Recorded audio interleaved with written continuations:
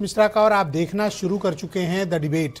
बहनों भाइयों, बिहार के राजनीतिक परिणाम के पश्चात अब हम उत्तर प्रदेश के हर एक गठबंधन और उस गठबंधन के हर एक अलाई पार्टनर और कम्युनिटी के वोटिंग पैटर्न पर लगातार डिबेट करेंगे और एनालिसिस करेंगे। जैसे कल हमने चर्चा की कि उत्तर प्रदेश में अब बिहार के परिणाम के बाद मुसलमानों का वोटिंग पैटर्न क्या होगा और ओवैसी आएंगे तो क्या कोई बदलाव या बिखराव होगा। तो आज हम चर्चा करेंगे कि जो अपोजिशन का अलायंस है, इंडिया अलायंस, उसका जो एक घटक दल है कांग्रेस पार्टी, उसका बिहार में जो परफॉर्मेंस, उत्तर प्रदेश के परफॉर्मेंस के बाद अब 2027 यानी विधानसभा के चुनाव में उसका क्या प्रभाव रहेगा और गठबंधन में उसकी पोजीशन क्या रहेगी और क्या वो बार्गेनिंग कैपेसिटी खो चुकी है उत्तर प्रदेश में।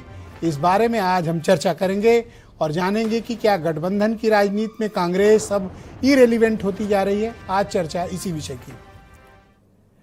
बहनों भाइयों, उत्तर प्रदेश में एक वक्त सिर्फ कांग्रेस की ऐसी विशालकाय हुकूमत होती थी कि कांग्रेस के अलावा किसी दूसरी पार्टी के बारे में सोचने का भी सपना देखने की इजाजत नहीं थी और न उसकी कोई राजनीतिक स्वीकार्यता थी। कांग्रेस उत्तर प्रदेश की राजनीति का आधार स्तंभ थी। कांग्रेस इसी उत्तर प्रदेश में 3/4 सीटें तक जीत कराती थी और कांग्रेस के सामने विपक्षी दलों की कोई औकात उत्तर प्रदेश में पॉलिटिकली नहीं होती थी। लेकिन 89 के बाद धीरे धीरे कांग्रेस उत्तर प्रदेश में पतन की राह पर बढ़ी और आज कांग्रेस इस स्थिति में उत्तर प्रदेश के भीतर है कि लास्ट इलेक्शन में अगर पार्लियामेंट का छोड़ दें तो असेंबली के इलेक्शन में 2022 में कांग्रेस पार्टी सिर्फ 2% वोट शेयर पे खड़ी थी और उसके 2 मात्र एमएलए बचे थे। एक के बाद एक लगातार हार और बिहार की हार ने कांग्रेस के साथ साथ उसके गठबंधन के बड़े पार्टनर को भी झकझोरा है। कांग्रेस ने बिहार में महज 8% वोट शेयर पाया और उसके पास सीटें रह गई सिर्फ 6।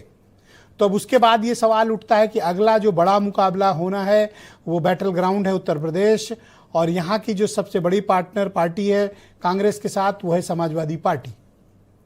बहनों भाइयों, 2012 के परिणामों पे अगर आप नज़र डालें तो कांग्रेस के पास उत्तर प्रदेश में 28 सीटें थी और तकरीबन उसके पास 12% के आसपास का वोट शेयर था।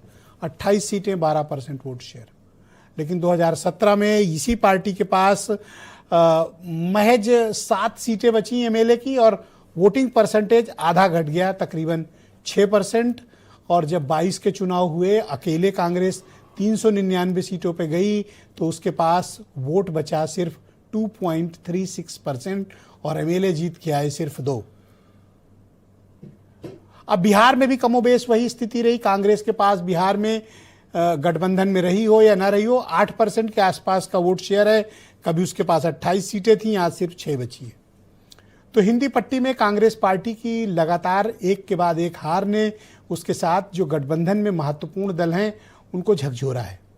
उनको इस बात का अलर्ट भेजा है कि कांग्रेस अब बेनिफिशियरी नहीं बल्कि एक लाइबिलिटी होती जा रही है हिंदी पट्टी के भीतर।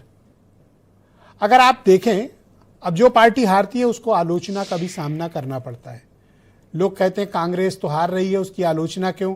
बहनों भाइयों, राजनीति में अगर आप लोकतांत्रिक चुनावी व्यवस्था का हिस्सा हैं तो आप जीतेंगे तो भी आपके बारे में लोग विचार करेंगे और आप हारेंगे तो भी आपको उसका प्रशंसा और आलोचना दोनों के बारे में सुनना पड़ेगा।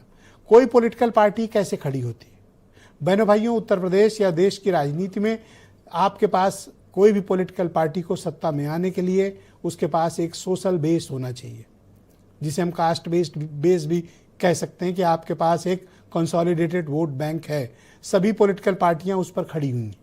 दूसरा होता है ऑर्गेनाइजेशन और तीसरा है परसेप्शन। उत्तर प्रदेश हो या बिहार, कांग्रेस के पास न तो सोशल बेस है, न ऑर्गेनाइजेशन है और न परसेप्शन है। इस तरह की राजनीति जो कांग्रेस कर रही है हिट एंड रन की, उसने हिंदी पट्टी में उसको तबाही के कगार पर ले जाकर खड़ा कर दिया है। कांग्रेस के प्रशंसकों को आज इस बात को, इस डिबेट को सुनकर थोड़ा अजीब लग रहा होगा, लेकिन ये एक राजनीतिक सच्चाई है।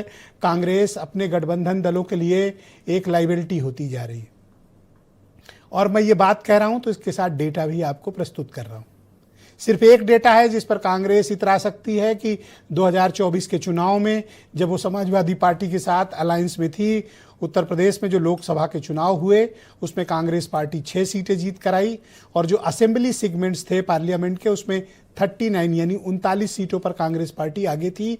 वहीं समाजवादी पार्टी 180 सीटों पर आगे थी और भारतीय जनता पार्टी तो बहुत पीछे थी। लेकिन लोकसभा के चुनाव का पैटर्न और असेंबली के चुनाव पैटर्न बहनों भाइयों हमेशा से बहुत अलग होते हैं।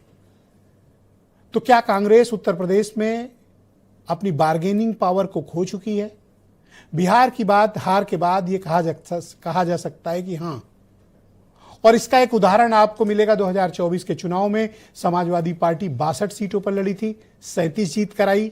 कांग्रेस पार्टी ने 17 सीटें ली थी और वो जीत पाई सिर्फ 6। तो उसके स्ट्राइक रेट, उसके औसत पर भी सवाल है। क्या समाजवादी पार्टी अपनी राजनीतिक कीमत पर कांग्रेस पार्टी को उत्तर प्रदेश में वो हिस्सा देगी जो उसको 2017 में मिला था? 2017 में कांग्रेस और समाजवादी पार्टी ने मिलकर लड़ा था और कांग्रेस पार्टी को उसके हिस्से में 105 सीटें लड़ने को मिली थी। लेकिन अब गंगा और यमुना में पानी बहुत बह चुका है, गोमती में तो ज़रूरत से ज़्यादा बह चुका है।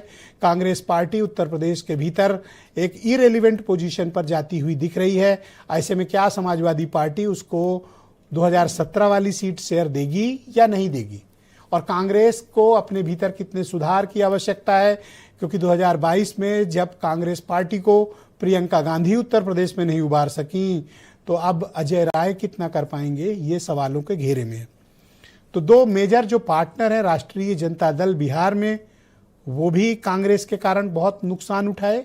अब समाजवादी पार्टी को यह तय करना है कि कांग्रेस उसके लिए पॉलिटिकल एसेट है या लाइबिलिटी। आज चर्चा इसी विषय की, और बहनों भाइयों सिर्फ कांग्रेस पर ही चर्चा नहीं होगी, आने वाले दिनों में हम सब के बारे में चर्चा करेंगे और हर एक के बारे में आपको इसी प्रकार की एक रिसर्च रिपोर्ट के साथ एनालिसिस देंगे। तो आप कुछ बयान सुन लें, फिर आज की डिबेट हम आगे बढ़ाएंगे।